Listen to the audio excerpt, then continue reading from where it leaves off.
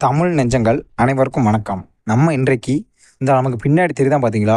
இந்த மாடுமுட்டி முக்தார் அப்படிங்கக்கூடிய இந்த அயோக்கிய பைய, முள்ளமாரி பைய, முடிச்சு வைக்க பைய, இந்த பையல பத்தி தான் பார்க்க போறோம். அது என்னன்னா, இந்த மாடுமுட்டி முக்தார் அப்படிங்கக்கூடிய இந்த அயோக்கிய பைய வந்து, இப்ப சமீபத்தில அவனோட யூடியூப் சேனல்ல தம்பி ஸ்டாலின் பாரதி அப்படிங்கக்கூடிய அந்த சிறுவன கூப்ட்டு ஒரு நேர்காணல் எடுத்திருந்தான். அந்த நேர்காணல்ல ஒரு சிறுவன்ட்ட என்னென்ன கேட்கக்கூடாதோ, அவ்வளவு ஆபாசமான கருத்துக்கள அந்த சிறுவன்ட்ட பதிவு பண்ணியிருக்கான். இந்த அயோக்கிய பையன், இந்த மாடுமுட்டி பையன், இந்த முக்தாரு கீழ்த்தனமான எவ்வளோ கீழ்த்தனமான கேள்விகள கேட்க முடியுமோ, அவ்வளோ கீழ்த்தனமாவும், அவ்வளோ ஆபாசமாவும் ஒரு சிறுவன்ட்ட கேட்டிருக்கான். அப்போ இந்த அயோக்கிய நாயி தன்னை ஊடகவியல்னு சொல்லிட்டு திரியலாமா இந்த சமூகத்துல? நான் ஒரு ஊடகவியலாளர். நான் நாகரிகமாகத்தான் பேசுவேன். நான் நெறிமுறை கடைபிடித்து தான் பேசுவேன் அப்படின்னு சொல்லிட்டு திரியலாமா? அட அயோக்கிய நாயே! நாய்க்கு கூட ஒரு ஒரு நன்றி விசுவாசம் இருக்குன்டா. உனக்கு அந்த அறிவு கூட கிடையாது. நீ ஒரு அறிவு ஜீவன் கூட கிடையாது. அதுக்கும் கீழடா நீலாம். நீலாம் எல்லார் கால்லயும் மிதிபட்டு சாவக்கூடிய ஒரு ஜென்மம்டா நீ. முக்தார், மாடுமுடி முக்தார் நாயே! புரிஞ்சுக்கோ. அதாவது அண்ணன் சீமான் வந்து விஜயலட்சுமியோட ஒரு பெண்ணு கூட தொடர்பு இருந்தது. அவங்க காலகட்டத்தில அது அவருக்கும் புடிச்சிருந்தது, அந்த பெண்மணிக்கும் புடிச்சிருந்தது. அதோட முடிஞ்சிருச்சு. இந்த உலகத்தில எவனுமே காதல் பண்ணாம இருக்கவும் முடியாது, இருந்ததும் கிடையாது. அத போன்று நான் சீமானும் அந்த காலத்தில அவர் ஒரு பெண்ண பிடிச்சிருக்கு, அவரும் சொல்லியிருக்காரு. பின்பு சில பல காரணங்களால, கருத்து வேறுபாடுகளால 2 பேருமே பிரிஞ்சுட்டாங்க. அதுக்கப்புறமா அந்த பெண்மணி எப்படியோ துட்டு வேணும், 50,000 வேணும், 20,000 வேணுங்கறக்காண்டி வந்து பேசிட்டு போவும்.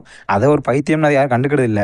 அந்த கேள்விய இந்த அயோக்கிய நாயி மாடுமுட்டி முக்தார் இந்த சிறுவன்ட்ட கேட்க வேண்டிய அவசியம் என்ன? உங்க அண்ணன் சீமான் அவர்கள் வந்து இப்படி அந்த பெண் கூட இருந்தாரு. ஏன்டா குருட்டு நாயே! அடுத்த வீட்டு பெண் பிள்ளையெல்லாம் அவ்வளோ தவறா பேசுறியே! உன் வீட்டுக்கு உள்ள பெண் பிள்ளைய மாத்திரம் பேசுனா உனக்கு ஏன்டா பொத்துக்கிட்டு வருது? குருட்டு நாயே! முக்தார் மாடுமுட்டி நாயே! அடுத்தவன் வீட்ல என்ன நடக்குன்னு பார்க்காத. உன் வீட்ல என்ன நடக்குமோ பாரு. அண்ணன் சீமான் வந்து இது கடந்த காலத்துல உள்ளதெல்லாம் இப்ப எடுத்து பேச வேண்டிய அவசியம் உனக்கு என்ன வந்துச்சு? இந்த நாயி எங்கனையா எச்சு பொறுக்கி தின்னுக்கிட்டு, ரூ. 200, ரூ. 300 போட்டத வாங்கி தின்னுக்கிட்டு, அண்ணன் சீமான விமர்சனம் பண்ணணும். அப்போனா ஒரு ரூ. 200 திமுககாரன் குடுப்பான். அதுக்கடுத்தா வேற அந்த எவனோ கூட்டணில இருக்கானா, விசிகால இருந்து ஒரு ரூ. 200 குடுப்பான். அப்படின்னு எச்சி பொறுக்கி தின்னுக்கிட்டு இருக்க நாயி நீ, நீ அண்ணன் சீமான பத்தியும், சீமான பத்தி தலைகுறைவா பேசுற அளவுக்கு உனக்கு அவ்வளோ என்னடா அருகதை வந்துருச்சு, ஒரு கட்சியினோட தலைவர பத்தி பேசுறதுக்கு? ஏன் நீ எத்தன பேர் கூட தொடர்புல இருக்க எனக்கு தெரியும். நான் சொல்லட்டாடா உன்னைய பத்தி இல்ல அதெல்லாம். அப்போ உன்னைய சொன்னா மாத்திரம் உனக்கு வலிக்குலா? அப்ப அத மாரி தானே மற்றவர்களையும் கூறுனா நமக்கு வலிக்கும். மற்ற நபர்கள் மாத்திரம் இப்படி தவறா நீ கூறிக்கிட்டு இருக்கியே, உன்னைய தவறா கூறுனா உனக்கு எப்படி பொத்துட்டு வந்துச்சு? அண்ணன் சீமான் வந்து எப்பமோ ஒரு பேட்டியில, ஏன் அடுத்த வீட்டு பெண்கள்லாம் சொல்லிக்கிட்டு இருக்க, உன் வீட்டு பெண்கள் இருக்குல்ல, அத நீ சொல்லுன உடனே மாத்திரம் கொந்தளிச்சுட்டு ரொம்ப பெரிய மயிர புடிங்க மாரிக்கே வந்து பல இன்டர்வியூல எங்க குடும்பத்தால பத்தி இப்படி பேசிட்டாரு சீமான் அப்படின்னு. இப்ப நீ மாத்திரம் பேசுத? அயோக்கிய நாயே! பஞ்சம் பொழைக்க வந்த நாய் நீ. நீ பேசுவ நாங்க பார்த்துக்கிட்டு இருக்கணுமாடா? ஏன்டா உன்ன மாரி ஆளுக்கெல்லாம் சோத்த தின்னா தானடா அறிவு இருக்கும்.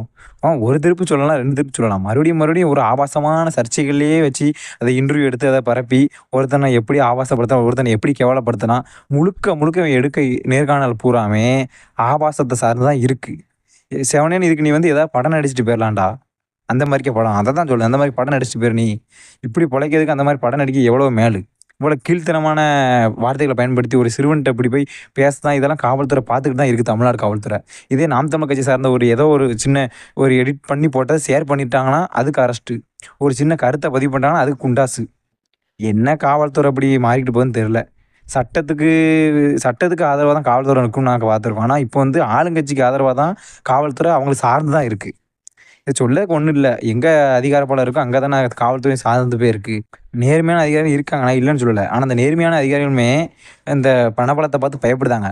இல்லன்னா, நாம் தமிழர் கட்சியில இருந்து ஏதோ ஒண்ணு சும்மா ட்ரோல் பண்ணி போட்ட வீடியோ ஷேர் பண்ணதுக்கெல்லாம் குண்டாஸ் போடக்கூடிய தமிழ்நாடு காவல்துறை, இந்த இந்த மாடுமுட்டி முக்தா இந்த அயோக்கிய நாயி, இவ்வளவு கீழ்த்தனமான கேள்விய ஒரு சிறுவன்ட்ட போய் கேட்டிருக்கானே, இவன் மேல ஏன் வழக்கு பதிவு பண்ணல?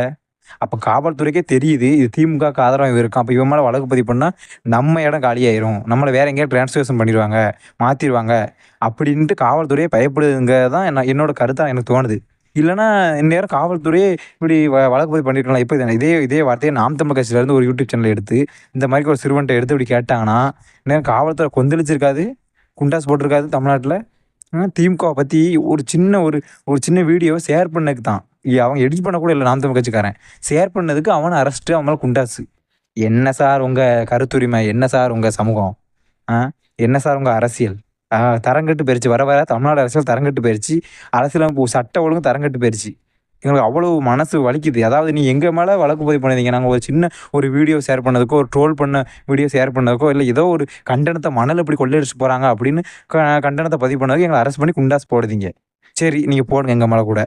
ஆனால் இவன் இவ்வளோ கீழ்த்தனமாக அந்த மாடுமுட்டி முக்தார் அந்த அயோக்கியனை பேசியிருக்கானே, இவனுக்கு இந்த தமிழ்நாடு காவல்துறை என்ன செஞ்சிருச்சு? ஒன்றுமே செய்யாது, ஒன்றும் செய்யவும் முடியாது. ஏன்னா அவன் திமுக ஆதரவாக இருக்கான். தமிழ்நாடு காவல்துறை நினைச்சாலுமே அவனை தொட முடியாது. நான் அடிச்சு சொல்லுதேன். அப்படி அரெஸ்ட் பண்ணட்டும் பார்ப்போம். காவல்துறை, தமிழ்நாடு காவல்துறை முக்தாரை அரெஸ்ட் பண்ணி உள்ள வைக்கட்டும் பார்ப்போம். முடியாதுங்க காவல்துறையால். நான் சொல்லுதாங்க, அப்படி அரெஸ்ட் பண்ணிட்டுன்னு வச்சுக்கோங்களேன், தமிழ்நாடு காவல்துறைக்கு சல்யூட்டுங்க. நடக்கான்னு பார்ப்போம். முடிச்சுக்கணும் தமிழ் நெஞ்சங்களே.